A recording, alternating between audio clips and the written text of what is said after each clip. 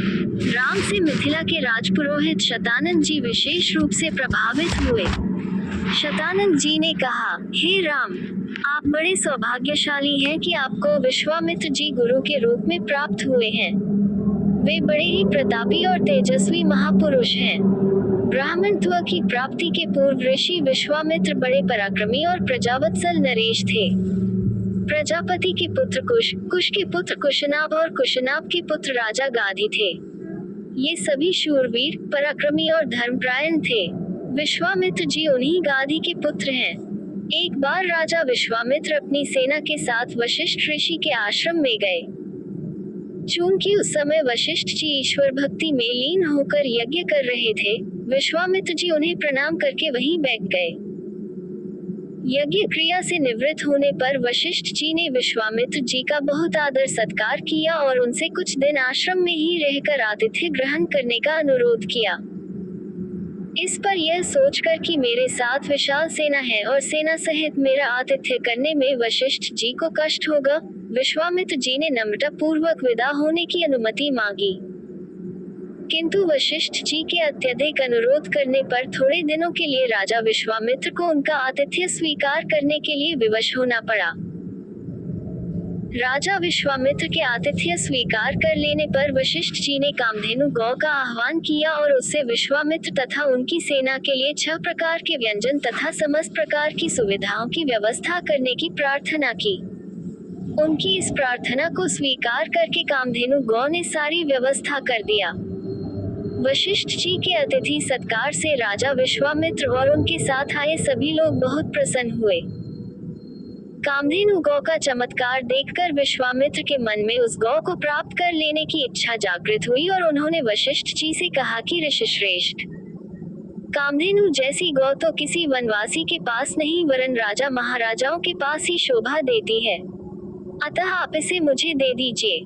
इसके बदले में मैं आपको सहस्त्रों स्वर्ण मुद्राएं दे सकता हूँ। इस पर वशिष्ठ जी बोले कि राजन, ये गौ ही मेरा जीवन है और इसे मैं किसी भी कीमत पर किसी को नहीं दे सकता। वशिष्ठ जी के इस प्रकार कहने पर विश्वामित्र ने बलात् उस गौ को पकड़ लेने की आज्ञा दे दी और सैनिकगण उस गौ को डंडे से मार मार कर हाँकने लगे। कामधेनु गौ ने क्रोधित होकर अपना बंधन छुड़ा लिया और वशिष्ठ जी के पास आकर विलाप करने लगी। वशिष्ठ जी बोले कि हे कामधेनु, मैं इस राजा को शाप भी नहीं दे सकता क्योंकि यह राजा मेरा अतिथि है और इसके पास विशाल सेना होने के कारण इससे युद्ध में भी विजय प्राप्त नहीं कर सकता। मैं अत्यंत विवश हूँ। वशिष्ठ जी के इन वचनों को सुनकर कामधेनु ने कहा कि हे ब्रह्मर्षि, क्या एक ब्राह्मण के बल के सामने क्षत्रिय का बल कभी श्रेष्ठ हो सकता है?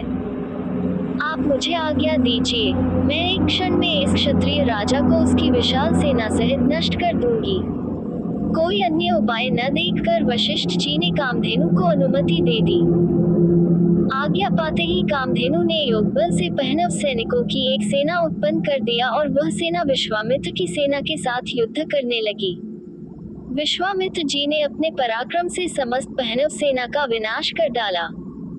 इस पर कामधेनु ने सहस्त्रों शक, हूण, बर्बर, यवन और काम्बोज सैनिक उत्पन्न कर दिया। जब विश्वामित्र ने उन सैनिकों का भी वध कर डाला तो कामधेनु ने मारक शस्त्रास्त्रों से युक्त अत्यंत पराक्रमी योद्धाओं को उत्पन्न किया जिन्होंने शीघ्र ही राजा विश्वामित्र की सेना को गाजर मूली की भांति काटना आरंभ कर दिया। अपनी सेना का नाश होते देख विश्वामित्र के 100 पुत्र अत्यंत कुपित हो वशिष्ठ जी को मारने दौड़े। परिणाम ये हुआ कि वशिष्ठ जी ने उनमें से एक पुत्र को छोड़कर शेष सभी को भस्म कर दिया। सेना तथा पुत्रों के नष्ट हो जाने से विश्वामित्र बड़े दुखी हुए। अपने बचे हुए पुत्र का राजतिलक कर वे तपस्या करने के लिए हिमालय की कंदराओं में चले गए। वहां पर उन्होंने कठोर तपस्या की और महादेव जी को प्रसन्न कर लिया। महादेव जी को प्रसन्न पाकर विश्वामित्र ने उनसे समस्त दिव्य शक्तियों के साथ संपूर्ण धनुर्विद्या के ज्ञान का वरदान प्राप्त कर लिया। इस प्रकार संपूर्ण धनुर्विद्या का ज्ञान प्राप्त करके विश्वामित्र बदला लेने के लिए वशिष्ठ जी के आश्रम में पहुंचे। वशिष्ठ जी को ललकार कर उन पर अग्निबाण चला दिया। अग्निबाण से समस्त आश्रम में आग लग गई और आश्रमवासी भयभीत होकर इधर उधर भागने लगे। वशिष्ठ जी ने भी अपना धनुष संभाल लिया और बोले कि मैं तेरे सामने खड़ा हूँ, तू मुझ पर वार कर। आज मैं तेरे अभिमान को चूर चूर करके बता दूंगा कि क्षात्र बल से ब्रह्म बल श्रेष्ठ है। क्रोध होकर विश्वामित्र ने एक के बाद एक आग्नेयास्त्र, वरुणास्त्र, रुद्रास्त्र, इंद्रास्त्र तथा पाशुपतास्त्र एक साथ छोड़ा, जिन्हें वशिष्ठ जी ने अपने मारक अस्त्रों से मार्ग में ही नष्ट कर दिया। इस पर विश्वामित्र ने और भी अधिक क्रोधित होकर मानव, मोहन, गांधर्व, जूम्भन, दारण, वज्र, ब्रह्मपाश, कालपाश, वरुणपाश, पिनाक, दंड, पैशाच, क्रौंच, धर्मचक्र, कालचक्र, विष्णु चक्र, वायव्य, मंथन, कंकाल, मूसल, विद्याधर, कालास्त्र आदि सभी अस्त्रों का प्रयोग कर डाला।